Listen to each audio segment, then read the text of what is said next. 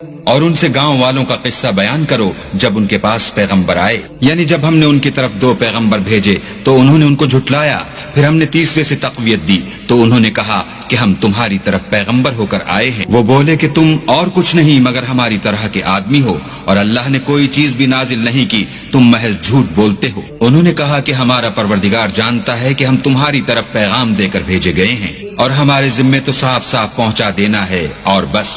وہ بولے کہ ہم تم کو نامبارک دیکھتے ہیں، اگر تم باز نہ آؤ گے تو ہم تمہیں سنسار کر دیں گے اور تم کو ہم سے دکھ دینے والا عذاب پہنچے گا۔ انہوں نے کہا کہ تمہاری نحوست تمہارے ساتھ ہے، کیا اس لیے کہ تم کو نصیحت کی گئی، بلکہ تم ایسے لوگ ہو جو حد سے تجاوز کر گئے ہو۔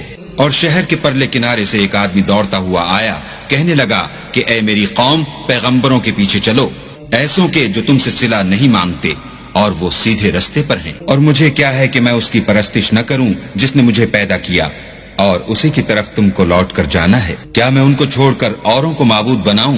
اگر اللہ میرے حق میں نقصان کرنا چاہے تو ان کی سفارش مجھے کچھ بھی فائدہ نہ دے سکے اور نہ وہ مجھے چھڑا ہی سکے۔ تب تو میں صریح گمراہی میں مبتلا ہو گیا۔ میں تمہارے پروردگار پر ایمان لایا ہوں، سو میری بات سن رکھو۔